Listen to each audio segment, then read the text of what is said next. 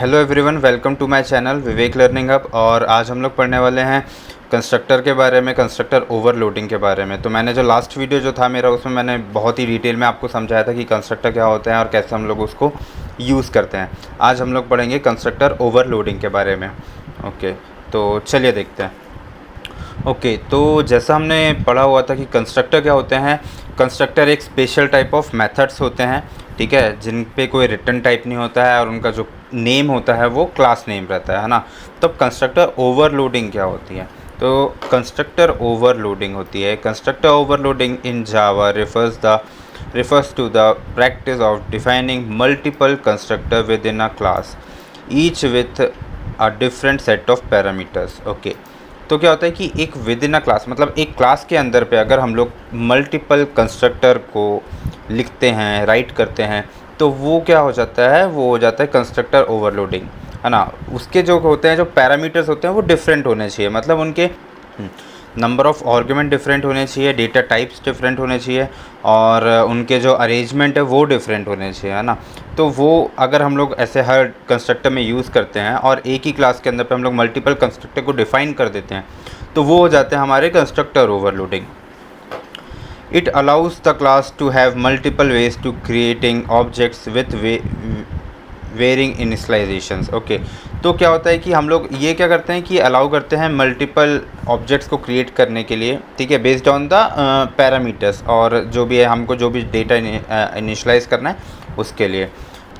This powerful feature provide flexibility in object creations, enabling the selection of appropriate constructor based on the different scenarios and input variations. Okay, तो ये जो है एक बहुत ही powerful feature है और flexible feature है ऑब्जेक्ट क्रिएट करने के लिए, ठीक है। और क्या बोलते हैं, हम लोग इसके थ्रू हम लोग प्रॉपर एक डेटा में हम लोग जो है वैल्यू इनिशलाइज करवा सकते हैं, डिफरेंट सिनेरियोज़ में हम लोग इसको यूज़ कर सकते हैं और वेरियस इनपुट्स पे, ठीक है। तो ये हो गया हमारा कंस्ट्रक्टर ओवरलोडिंग। अब हम लोग प्रैक्टिकली देख लेते हैं कि कंस्ट्रक्टर ओवरलोडिंग हम लोग कैसे यूज़ करते हैं और कैसे उसको डिफ़ाइन करते हैं। ओके, तो ये मेरी क्लास हो गई आइटम डिटेल। ओके, इसके अंदर पे मैंने दो वेरिएबल्स डिक्लेयर किया हूँ, स्ट्रिंग आइटम नेम और integer quantity, item quantity. Okay, अभी फ़िलहाल पे अगर इसके अंदर देखा जाए तो अभी कोई भी कंस्ट्रक्टर नहीं है, ठीक है। जब हम लोग इसको रन करेंगे, ठीक है, तो क्या होगा, कंपाइलर जो होगा वो बाय डिफ़ॉल्ट एक जो उनका डिफ़ॉल्ट कंस्ट्रक्टर होता है वो उसको राइट करता है, ठीक है। ये हम लोगों ने लास्ट वीडियो में पढ़ा हुआ था। अगर मैं लिख देता हूँ इसमें कोई डिफ़ॉल्ट कंस्ट्रक्टर या पैरामीटराइज कंस्ट्रक्टर, तो क्या होगा, कंपाइलर राइट नहीं करेगा, ठीक है। चलो देखते हैं। तो मैं पहले एक कंस्ट्रक्टर बना लेता हूँ, पब्लिक आइटम डिटेल्स, ठीक है। तो ये हमारा हो गया एक डिफ़ॉल्ट कंस्ट्रक्टर, मतलब ज़ीरो आर्गुमेंट कंस्ट्रक्टर। ओके, अब अगर मैं एक और कंस्ट्रक्टर बना देता हूँ, public item details string item name, ठीक है। तो ये अभी हो गया क्या, पैरामीटराइज कंस्ट्रक्टर। अभी यहाँ पे अभी इस क्लास के अंदर पे दो कंस्ट्रक्टर है ना। अब मैं अगर एक और कंस्ट्रक्टर बना देता हूँ, public item details and item quantity, तो ये मेरे हो गए तीन, है ना। अभी अगर ये तीनों में देखा जाए तो क्या डिफरेंस है, ये तीनों में जो है, एक है अपना ज़ीरो आर्गुमेंट कंस्ट्रक्टर, एक जो कंस्ट्रक्टर है उसका आर्गुमेंट क्या है, स्ट्रिंग, है ना, और एक ही आर्गुमेंट है। दूसरा वाला जो कंस्ट्रक्टर है उसका इंटीजर टाइप डेटा टाइप है और एक ही आर्गुमेंट है ना। अब अगर मैं एक और बना लेता हूँ,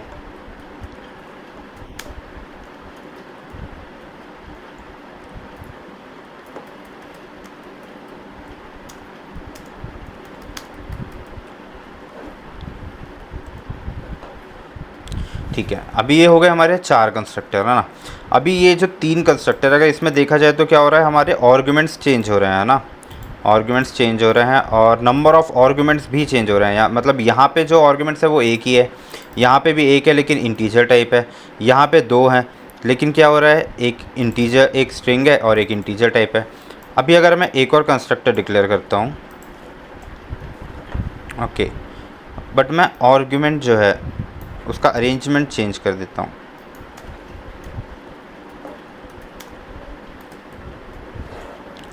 तो ये हमारे हो गए 4, ठीक है।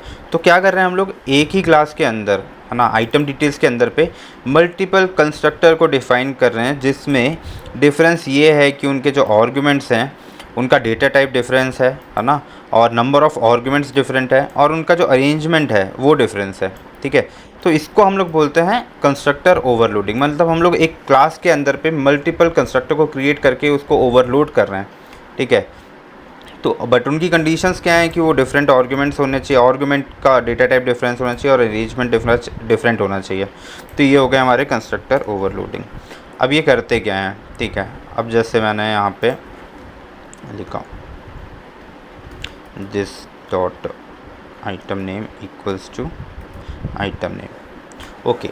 अभी हम लोग दिस कीवर्ड जो यूज़ कर रहे हैं, अगर हम लोग यहाँ पे आइटम नेम, क्योंकि ये आइटम नेम ये जो वेरिएबल है ये भी सेम है और ये भी सेम है ना नेम इसका, इसलिए हम लोग पॉइंट आउट कर रहे हैं कि दिस डॉट मतलब ग्लोबल वाला वेरिएबल है ना।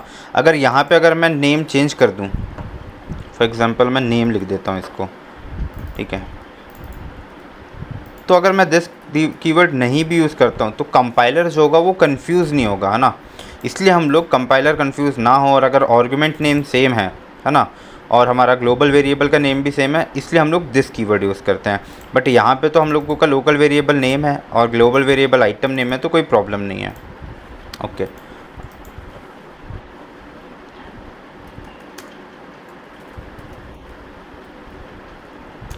दिस डॉट आइटम क्वांटिटी,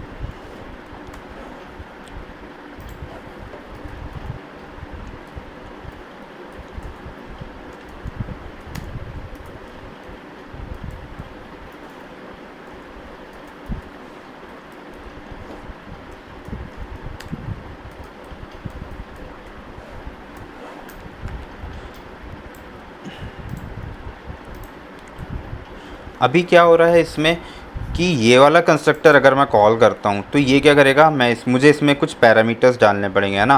मुझे कोई डेटा सेंड करना पड़ेगा, तो मैं जो भी डेटा सेंड करूँगा तो वो क्या होगा, वो इस वेरिएबल में इनिशियलाइज हो जाएगा, है ना। अभी सेम इसमें भी है, ठीक है। तो अभी क्या हो रहा है कि जो हमने एक लास्ट पॉइंट पढ़ा हुआ था यहाँ पे, ठीक है, it's allow the class to have multiple ways for creating the object and varying initialisations. तो क्या हो रहा है कि ये मल्टीपल ऑब्जेक्ट्स को क्रिएट करने के लिए हम लोग इसको यूज़ करते हैं,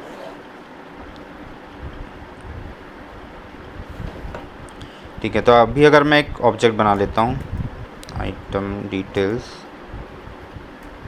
item equals to item 1 equals to this dot sorry new item details, okay. Item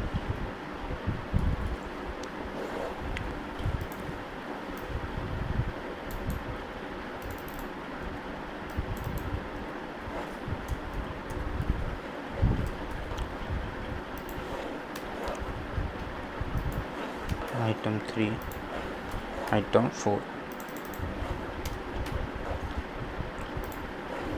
अभी मैंने यहाँ पे पास कर दिया हूँ, सॉरी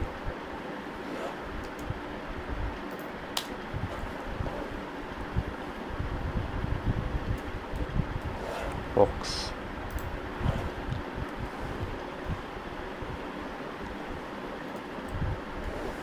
टेबल 4। और अगर मैं अभी ये वाला कॉल करता हूँ तो मैं इसमें कर देता हूँ 4 और आइटम नेम, ओके। अभी मैं यहाँ पे कर देता हूँ 7,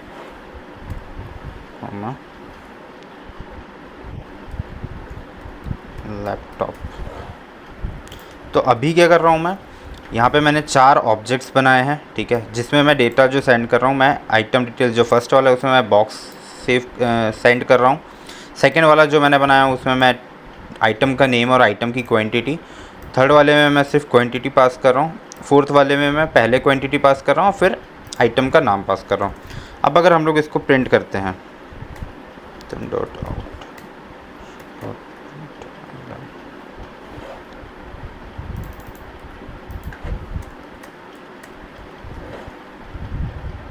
है। Item 1 dot quantity, item 2 dot item name, item 2 dot, ठीक है, item 3 dot item name. Okay, item 4 dot item name. अब मैं क्या कर रहा हूँ, हाँ, तो मैंने ये चारों आइटम के नेम, क्वांटिटी और प्रिंट कर रहा हूँ, ठीक है। तो देखते हैं कि हमारे पास क्या वैल्यूज़ आती हैं।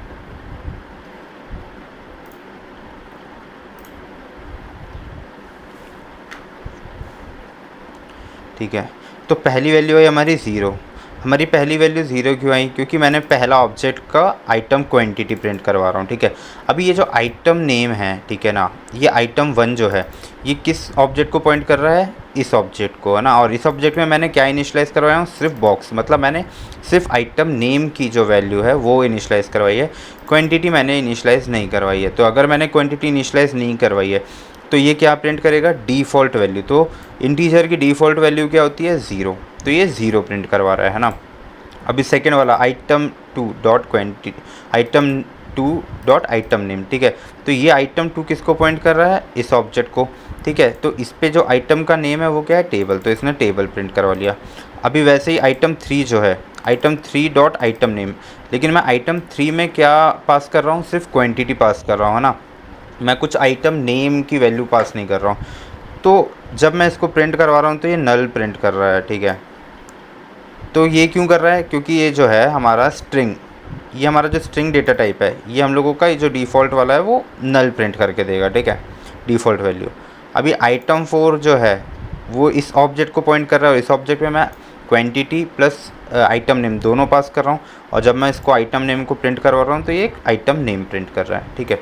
तो ऐसे ही हम लोग हमारे डिफरेंट सिनेरियोज़ में कंस्ट्रक्टर को क्रिएट कर सकते हैं। एक क्लास के अंदर पे मल्टीपल कंस्ट्रक्टर क्रिएट कर सकते हैं उसको ओवरलोड करके, और हम लोग उसको यूज़ कर सकते हैं कोई ऑब्जेक्ट क्रिएशन में, या कहीं हम लोगों को यूज़ करना है तो हम लोग ऐसे यूज़ कर सकते हैं डिफरेंट डिफरेंट आर्ग्यूमेंट्स के बेस पे, और डिफरेंट डिफरेंट डेटा को इनिशलाइज़ करवाने के बेसिस पे, ठीक है। तो ये हो गए हमारे constructor overloading. Okay guys, thank you for watching this video, और आई होप आपको समझ आया होगा कंस्ट्रक्टर ओवरलोडिंग कैसे यूज़ करते हैं और क्या होता है। तो thank you for watching this video, and please subscribe and bell icons को दबा दीजिएगा, और थैंक यू।